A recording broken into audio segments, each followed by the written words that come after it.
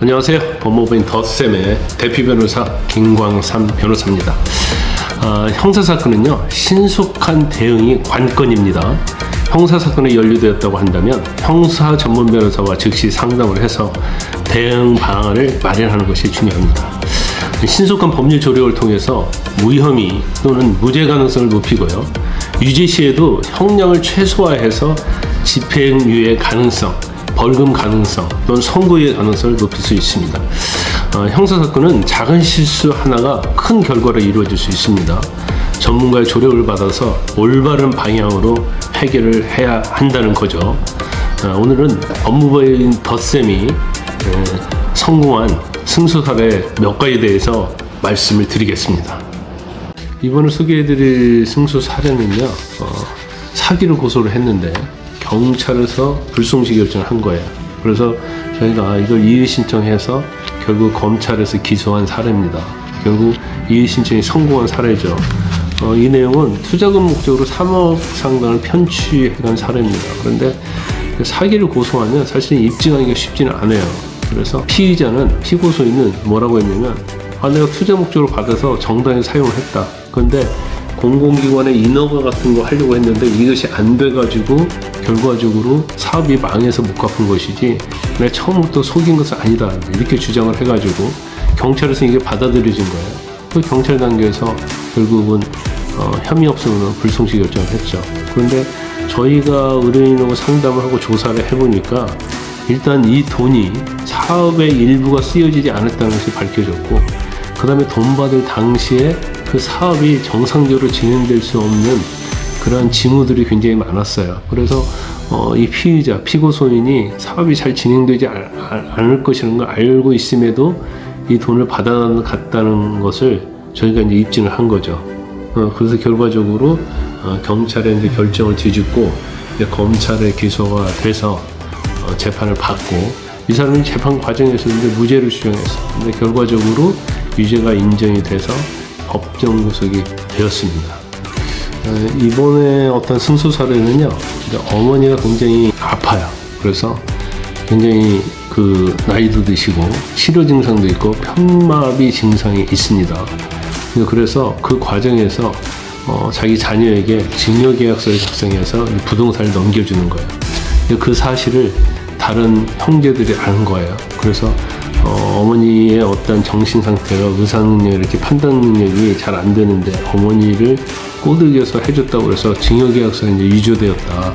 또 그로 인해서 이제 부동산을 가지고 갔기 때문에 이것은 뭐 전자기록이랄지 이런 것들을 불식이지한 것이다. 고소를 당한 사안입니다. 그런데 일단 이 어머니가 치료 증상이나 편마비 증상이 있기는 하지만 인지장애랄지 치매 확정 진단 등을 받은 사례가 없었어요.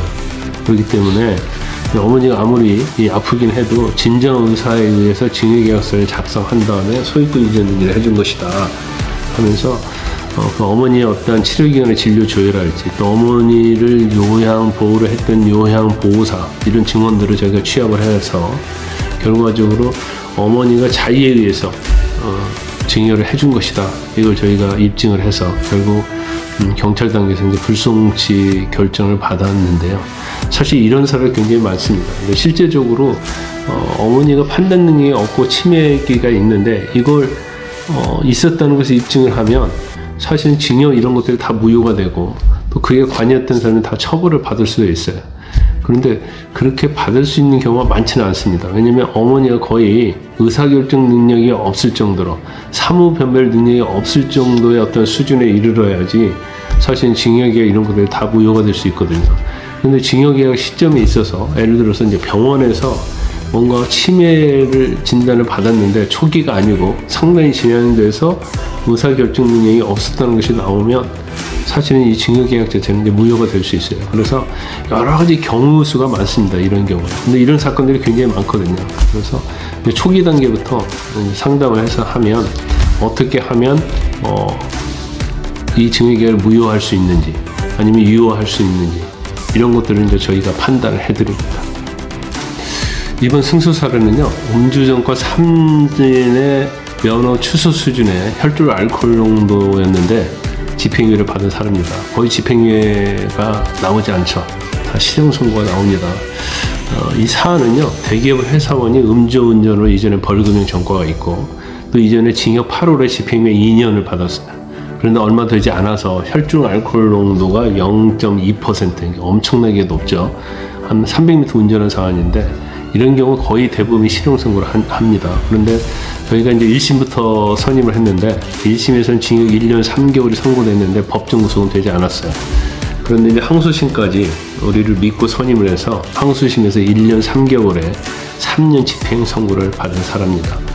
일단 뭐 여러 가지 정상자료 이외에도 음주운전의 어떤 특수한 그런 이제 정상자료를 냈고 그래서 이제 알코올 치료도 받고 자동차 매도도 하고 그 외에 금연일기 뭐 이런 것들을 저희가 써서 제출해서 결국은 2심에서 재판장이 설득이 돼서 집행유예 선고를 받았습니다.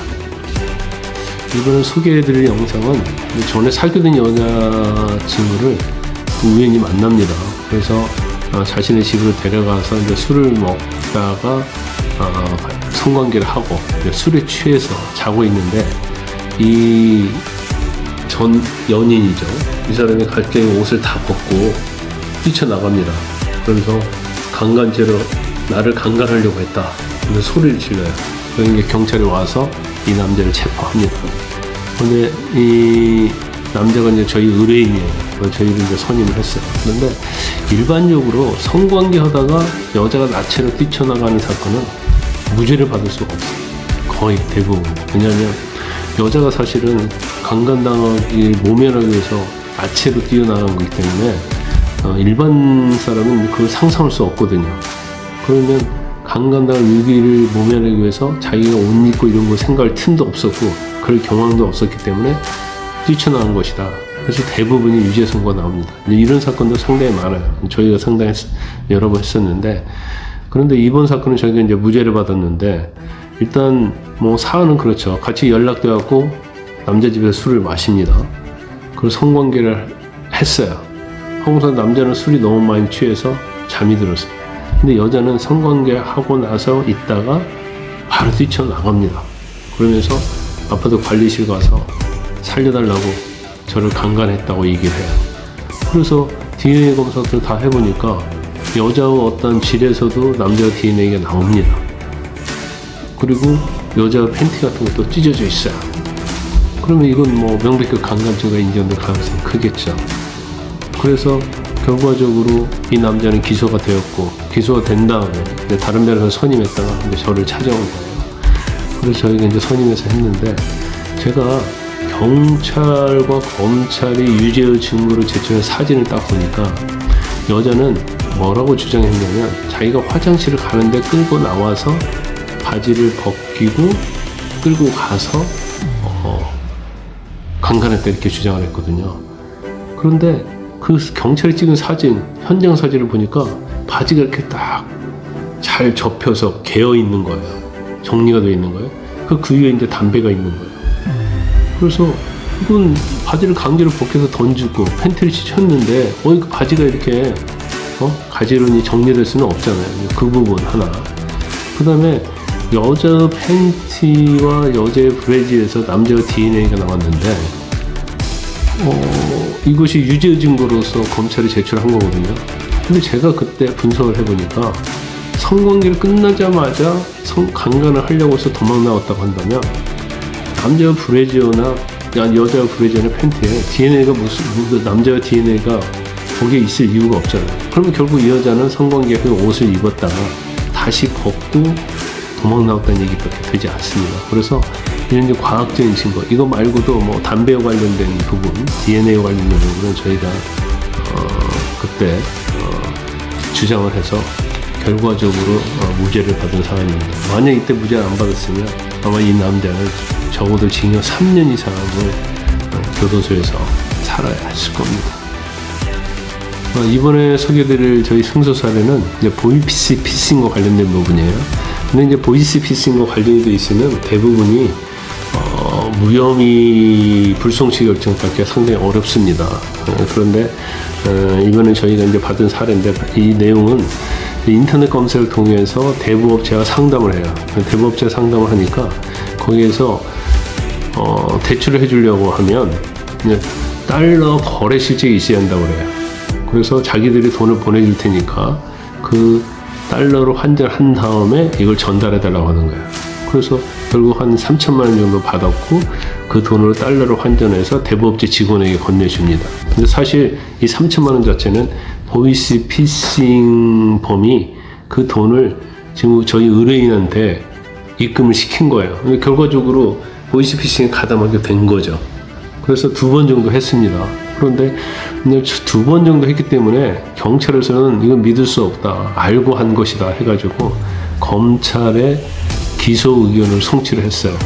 그런데 저희가 검찰에 보이싱 업체인 걸 몰랐다는 거하고 그 과정이랄지 문자 기록 이런 여러 가지 증거들을 다시 내서 검찰에서 이제 무혐의를 받았습니다. 그런데 일반적으로 이제 통장을 빌려준다랄지 이게 횟수가 여러 번 된다랄지 또 거기서 일부라도 조금이라도 돈을 받으면 사실은 다 보이스피싱범으로 인정을 해서 더군다나 관여 정도가 굉장히 작다 하더라도 법원에서는 실형을 선고하는 애가 굉장히 많습니다. 그래서 문제가 있으면 이제 초기부터 상담을 해서 경찰 단계 또는 검찰 단계에서 불송치나 무혐의를 받아야 사실은 위험성이 없습니다. 이번에 소개해드릴 사건은 일단 고소나 소송까지는 가지 않았어요. 그래서 피해자가 저에게 의뢰한 사건인데 피해자가 처음에 오면 저희가 이런 얘기를 합니다. 고소 전에 합의하고 끝낼 것인지 아니면 가해자가 처벌을 원할 것인지 이런 부분에서 저희가 상담을 하죠. 근데 이 사안 자체는 고소 전에 본인이 합의금을 많이 주면 자신은 고소할 생각이 없다 이렇게 명백히 얘기를 한 거예요. 그렇기 때문에 결과적으로 이제 합의금을 얼마나 받느냐의 문제가 되는 거죠. 일반적으로 이전에는요, 상당히 오래전에는 합의금이 특히 강간죄와 관련해서는 또 강간보다 이제 중간간죄가 많죠. 한 1,500, 2,000이었는데 지금은 상당히 상향이 많이 되고 있는 것 같아요. 4, 5천. 그리고 상대방의 경제적 여력이 있다고 한다면 그보다도 더 많은 금액을 요구하는 경우가 많죠. 그런데 많은 여자분들이 피해자들이 만약에 돈을 요구하면 나를 꽃뱀으로 생각하지 않을까. 그래서 결과적으로 어떤 재판이랄지 수사에서 불리할 수 있다 이렇게 생각을 해요. 그런데 그냥 노골적으로 네가 나를 중간간 강간했으니까 돈 달라 이런 게 아니고요. 근데 저쪽에 의사를 타지르는 거예요. 변호사를 통해서. 그렇기 때문에 그걸 꽃뱀으로 할 수는 없고 제가 생각하는 것은 이런 합의금의 유자료도 일종의 형벌이거든요. 그렇기 때문에 저쪽에서 되도록 많이 받을수록 사실은 형벌의 효과는 더 크다고 볼 수 있습니다. 그래서 일반적으로 고소 전에 합의할 생각이 있다면 그게 굉장히 바람직하죠. 왜냐하면 고소를 하고 나서 조사도 받아야 하고 또 저쪽에서 범행을 부인하게 되면 또 법정에서 증언도 써야 하기 때문에 또 가해자 입장에서 보면 고소 전에 합의하면 일단 전과가 올라가지 않죠.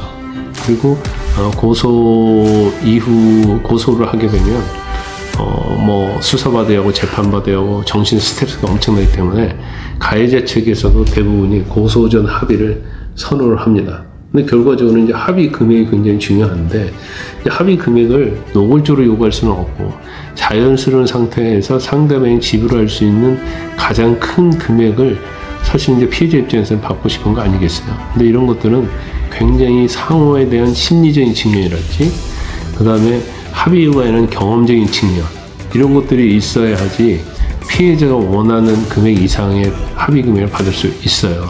그래서 단순히 합의를 중지하는 것이 아니고 합의 금액에 관해서 피해자가 받을 수 있는 최대한 금액을 받아주는 게 사실 이제 변호사가 해야 할 일이라고 보고 있거든요. 그래서 저희가 이제 이번 사례 자체는 피해자가 깜짝 놀랄 만큼 상상할 수 없을 정도의 금액을 받은 사례를 소개합니다. 그 금액은 제가 말하기는 좀 어려운 측면이 좀 있습니다.